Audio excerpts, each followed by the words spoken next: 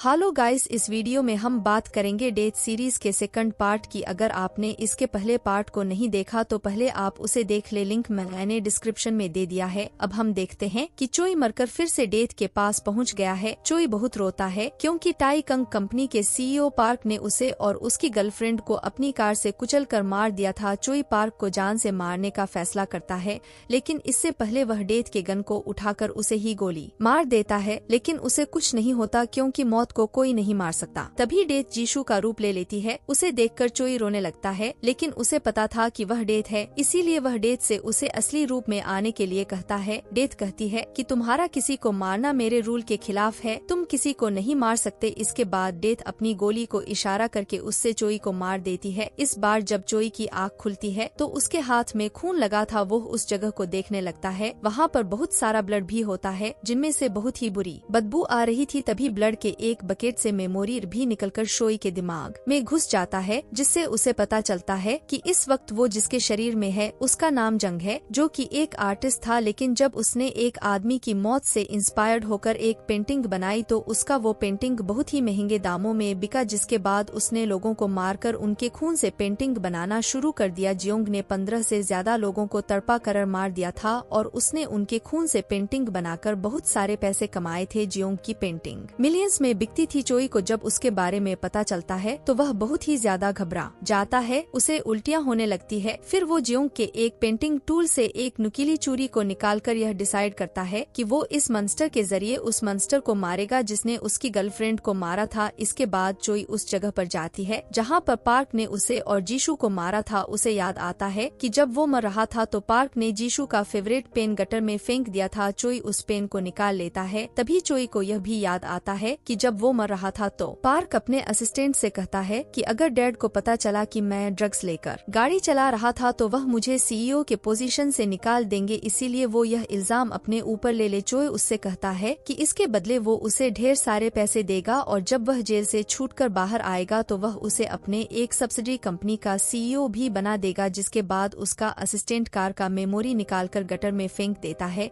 जिसमें में कैमरा की रिकॉर्डिंग थी, और फिर पुलिस को फोन करके कहता है कि मुझसे एक एक्सीडेंट हो गया है। लेकिन चोई ने मरने से पहले पार्क और उसके असिस्टेंट की सारी बातें सुन ली थी। प्रेजेंट टाइम में चोई पार्क से मिलने के लिए टैकन कंपनी पहुंच जाता है, लेकिन उसे उससे मिलने नहीं दिया जाता क्योंकि उसके पास पार्क से मिलने के लिए कोई भी अपॉइंटमेंट नहीं थी। फिर जब वह टाई कंग कंपनी से बाहर जाने लगता है तो उसके नाक से खून आने लगता है। वह हॉस्पिटल जाता है तो उसे पता चलता है कि जियोंग को कैंसर है और उसके पास बस 1 महीने का ही वक्त बचा है। जोई हंसने लगता है। डॉक्टर उससे पूछते हैं तो वह कहता है कि 1 महीना मेरे लिए बहुत है। इसके बाद वह वहाँ से जाने लगता है तो तभी उसे उसके मैनेजर का कॉल आता है, जो उससे कहती है कि टैकिंग कंपनी के सीईओ मिस्टर पार्क आपके पेंटिंग को खरीदना चाहते हैं। अब चोई जिससे मिलना चाहता था वह खुद उससे मिलने के लिए आ रहा था। चोई अपने आर्ट गैलरी में पहुँच जाता है जहाँ पर पार्क पहले से ही पहुँचा हुआ था। पार्क जियोंग से पूछता है कि तुम्हारा यह पेंटिंग किससे इंस्पायर्ड है, जिस पर वह कहता है कि 5 लोगों के खून से। पार्क को चोई की बातें मजाक लगती है। तभी वह कहता है कि हम दोनों बिल्कुल एक जैसे हैं, जो दूसरों की जान लेना पसंद करते हैं। पार्क उसकी बातों को सुनकर शॉक हो जाता है, लेकिन तभी वह कहता है कि मैं मजाक कर रहा था। तभी वहाँ पर पार्क की असिस्टेंट उसे बुलाने के लिए आ जाती है। वो कहती है कि चेयरमैन ने आपको बुलाया है। जिसके बाद पार्क चोई से कहता है कि तुम यह पेंटिंग मेरे घर भिजवा देना। फिर वो वहाँ से चला जाता है। पार्क वहाँ से अपने बड़े भाई के आत्मा के शांति के लिए अपने परिवार के साथ चर्च में जाता है, जहाँ टाई कैंग कंपनी के चेयरमैन यानी के पार्क के डैड भी थे। तभी पार्क को याद आता है कि जब वह छोटा था तब उसने अपने घर में काम करने वाली एक औरत के बच्चे को मारने की कोशिश की थी क्योंकि वह बहुत रोता था। उसे ऐसा करते हुए उसके बड़े भाई ने देख लिया था और उसने अपने डैड को बता दिया, जिस वजह से उसके डैड ने उसके बजाय उसके बड़े भाई को कंपनी का सीईओ बनाया। लेकिन अब जब उसका बड़ा भाई उस प्लेन हादसे में मर गया था तो उसके डैड को टैकंग कंपनी का सीईओ पार्क को बनाना पड़ा। चर्च से निकलते वक्त पार्क के ड्रग्स लेकर अपनी गाड़ी बहुत ही तेज भगाने लगता है, जिससे कि 2 पुलिस वाले उसके पीछे पड़ जाते हैं। और जब वह अपनी कार रोकता है तो वो नाम का एक डिटेक्टिव पार्क से नशे के मशीन में फूंक मारने को कहता है और उससे उसका एडी भी दिखाने को कहता है। फिर वो उसे ओवर स्पीडिंग का चालान थमा देता है। तभी डिटेक्टिव वू को शक हो जाता है कि पार्क ने ड्रग्स ले रखा है, इसीलिए वो उसे कार से खींच कर बाहर निकालता है। लेकिन इससे पार्क बहुत गुस्सा हो जाता है और डायरेक्ट कमिश्नर को फोन लगाकर कहता है कि तुम्हारा एक ऑफिसर जिसका नाम वो है, वह मेरे साथ बदतमीजी कर रहा है, जरा उसे बताओ कि मैं कौन हूँ। फिर पार्क फोन वू को देता है। कमिश्नर फोन पर वू को खूब गालियाँ देता है और कहते हैं कि अगर तुमने उससे माफी नहीं मांगी और उसने तुम्हें माफ नहीं किया तो मैं तुम्हें जॉब से निकाल दूंगा। वो पार्क से माफी मांगने लगता है, लेकिन इसके बाद भी पार्क उसे बहुत बुरी तरह से मारने लगता है। वह के साथ आया दूसरा ऑफिसर जियोंग पार्क को रोकना चाहता था, लेकिन पार्क उसे उससे दूर ही रहने को कहता है, इसीलिए वह वहाँ खड़ा बस तमाशा देखता रहता है। इसके बाद पार्क जी हैंग से जाकर कहता है कि मुझे तुम्हारे जैसे समझदार कुत्ते बहुत पसंद है। फिर वह वहाँ से अपनी कार लेकर निकल जाता है, लेकिन उसके घर के दरवाजे के बाहर जियोंग खड़ा था। पार्क उससे पूछता है कि तुम यहाँ क्या कर रहे हो, जिस पर जंग उसके फरारी पर अपना जूता साफ करते हुए कहता है कि मैं पेंटिंग देने आया था। लेकिन पार्क को यह बहुत ही डिसरेटरगता है, इसलिए वह गुस्से में जियोंग को एक जोरदार पंच मारकर वहाँ से जाने लगता है, लेकिन चोई पार्क के ऊपर थोक देता है, जिसके बाद वह अपने कार से गन निकालकर उसे शूट करने लगता है। चोई उससे बचकर भागने लगता है, लेकिन पार्क उसे शूट करके मार देता है, लेकिन चोई मरा नहीं था। वो उठकर पार्क से उसका गन ले लेता है। वो जब उससे पूछता है कि तुम्हें गोली क्यों नहीं लगी, तो चोई उसे अपना बुलेट प्रूफ जैकेट दिखाता है। इसके बाद चोई पार्क को किडनैप करके जियोंग के लैब में लेकर पहुंच जाता है, जहां जियोंग लोगों को टॉर्चर करके उसके खून से पेंटिंग बनाया करता था। शोई जियोंग की तरह पार्क को स्ट्रेचर पर लेटा कर टॉर्चर करने वाला था, लेकिन तभी कैंसर की वजह से वो खुद बेहोश हो जाता है। फिर जब चोई की नींद खुलती है तो वह खुद को स्ट्रेचर पर बंधा हुआ पाता है। तभी पार्क उससे कहता है कि तुमने उस पेंटिंग को 15 लोगों के खून से बनाया था और सही कहा था तुमने, हम दोनों बिल्कुल एक जैसे हैं। फिर पार्क उसे बताता है कि मैंने पहला मर्डर रोड पर एक एक्सीडेंट में किया था। यह वही आदमी था जिसे बचाने की कोशिश चोई ने की थी, जिसके वजह से चोई अपने इंटरव्यू पर कंसंट्रेट नहीं कर पाया था। पार्क के बताता है कि उसे उस आदमी को मारकर बहुत मजा आया था। इसके बाद पार्क चैन से जियोंग के पैर को काट देता है। चोई बहुत चिल्लाता है। फिर वह पार्क से कहता है कि मैं जानता हूँ तुमने अपने भाई जिंग को मारा था। पार्क पूछता है कि तुम्हें कैसे पता, तो वह बताता है कि मैं अपने एक जन्म में तुम्हारा भाई था। यह सुनकर पार्क हंसने लगता है और फिर वो जियोंग के टुकड़े टुकड़े कर देता है, जिसे वो एक बार फिर से मरकर डेथ के पास पहुंच जाता है। अब चोई के पास सिर्फ 4 ही लाफ बची थी। डेथ कहती है कि तुमने जलने का मजा चखा, गिरने का मजा चखा, चाकू का मजा चखा, कुचलने का मजा चखा, अब बताओ क्या अभी भी तुम्हें मौत से ज्यादा जिंदगी तकलीफ देती है। चोई हंसने लगता है, जिससे कि डेथ समझ जाती है कि वह जानबूझकर पार्क के हाथों मरा है। दरअसल चोई ने जियोंग के लैब में हिडन सीसीटीवी कैमरा लगा दिए थे, ताकि वो दुनिया वालों को उसका असली चेहरा दिखा सके, और वो चाहकर भी उसे मार नहीं सकता था, क्योंकि डेथ ने उसे ऐसा करने से मना किया था। इसके बाद डेथ उसे फिर से मार देती है। इस बार चोई की जब आँख खुलती है तो हमें पता चलता है कि इस बार वो एक पुलिस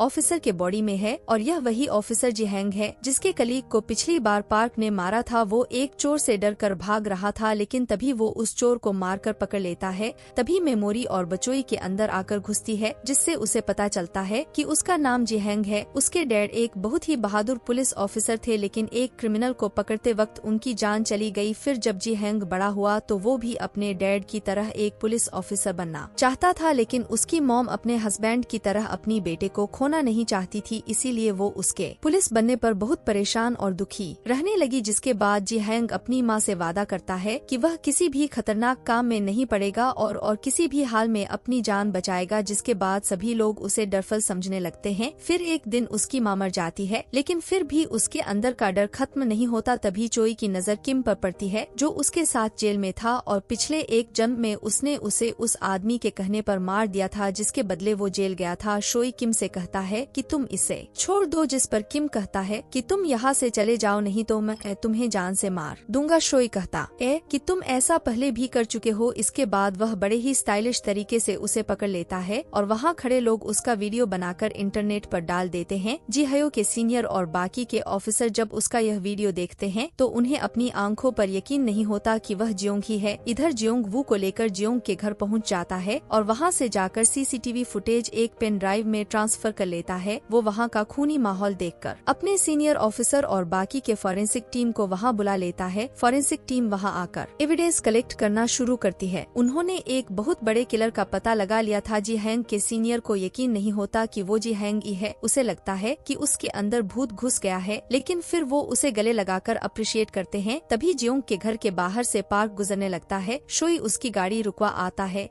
पार्क उसे पहचान जाता है कि यह वही ऑफिसर है जिसके कली को उसने मारा था। जियोंग कहता है कि आपने यह सुना ही होगा कि क्रिमिनल क्रिमिनल क्राइम करने के बाद क्राइम सीन पर लौटकर जरूर आते हैं, पर कहता है कि मैं कुछ समझा नहीं। शोई कहता है कि कुछ नहीं, आप दूसरे रास्ते से चले जाइए, यहाँ पर मर्डर हुआ है। जिसके बाद पार्क वहाँ से चला जाता है, लेकिन इतने बड़े किलर को पकड़ने के बाद जियोंग के नाम की खूब चर्चा होने लगती है। लेकिन पार्क को लगने लगता है कि जी हेंग उसके बारे में कुछ जानता है। नेक्स्ट डे चोई पार्क का जी हेंग का मर्डर करने वाला सीसीटीवी वीडियो एक न्यूज एंकर को दे देता है और उसे उसके न्यूज पर चलाने के लिए कहता है। उसने अपने टीम को वो फुटेज इसलिए नहीं दिया था क्योंकि उसकी पुलिस टीम पार्क के इरो पर नाचती थी। फिर जब शोई पुलिस स्टेशन आता है तो वह अपने मॉम को पुलिस स्टेशन आते हुए देखता है। वो से उसे पता चलता है कि उसकी मॉम को एक पैसों से भरा बैग मिला था जिसे उसने पुलिस वालों को सौंप दिया, लेकिन पुलिस वाले बार बार उसे उस बैग से जुड़ी इन्वेस्टिगेशन के लिए बुलाते रहते हैं। शोई मन ही मन सोचता है कि मरने के बाद भी उसने अपनी मॉम की परेशानियों को बढ़ाया। फिर वह अपनी माँ के लिए खाना लेकर जाता है और उसे उनके दरवाजे के बाहर छोड़ देता है।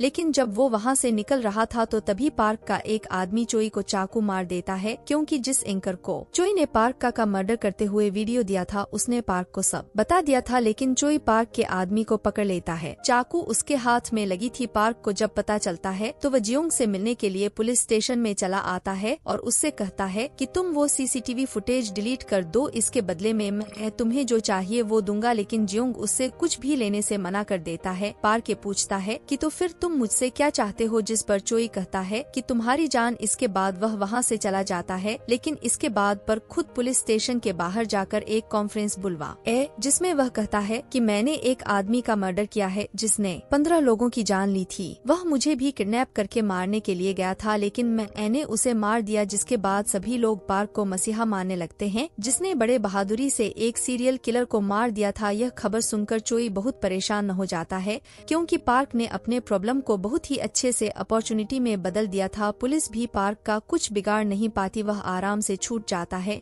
इसके बाद पार्क अपने प्राइवेट जेट से एक बिजनेस मीटिंग के लिए कहीं जाने के लिए निकल जाता है, लेकिन तभी उसके प्लेन के इंजन में आग लग जाता है। फिर जब वह जाकर केबिन में देखता है तो वहाँ पर पायलट भी नहीं था, प्लेन में सिर्फ वही बचा था। वो प्लेन में पैराशूट ढूंढने लगता है, लेकिन उसे एक भी पैराशूट नहीं मिलता। तभी प्लेन में ब्लास्ट होने से वो नीचे गिर जाता है, लेकिन ब्लास्ट के बाद खुद किस्मती से पार्क के हाथ एक पैराशूट लग जाता है। फिर जैसे ही वो जमीन पर लैंड करता है, एक कार आकर उसे ठोकते हैं। तभी हम चोई को देखते हैं। दरअसल प्लेन के इंजन में बम रखवा और पायलट का प्लेन से कूद जाना, यह सब चोई ने ही करवाया था। इसके बाद चोई पार्क का गला दबाकर उसे मारने लगता है। उसे मारते वक्त उसे जीसू की याद आ रही थी, लेकिन तभी आसमान से हरामजादी डेथ गिरती है और चोई को यह नेक काम करने से रोक देती है। चोई उसे छोड़कर जाने लगता है, लेकिन जैसे ही पार्क के द्वारा से उठकर चोई पर हमला करता है, उसका पैराशूट खुल जाता है और तभी एक ट्रक आकर उसे टक्कर मार देती है। अब हमें अगले दिन का सीन दिखाया जाता है, जहाँ जिहंग यानी कि चोई अभी तक जिंदा था और अब वो एक ईमानदार पुलिस वाले की तरह काम कर रहा था। लेकिन एक क्रिमिनल को पकड़ते वक्त वो और चोई दोनों के ऊपर गोली चला देता है। चोई सोचता है कि एक बार उसने पहले भी वो को पार्क से मार खाने के लिए छोड़ दिया था और वह परिवार वाला आदमी है, इसीलिए इस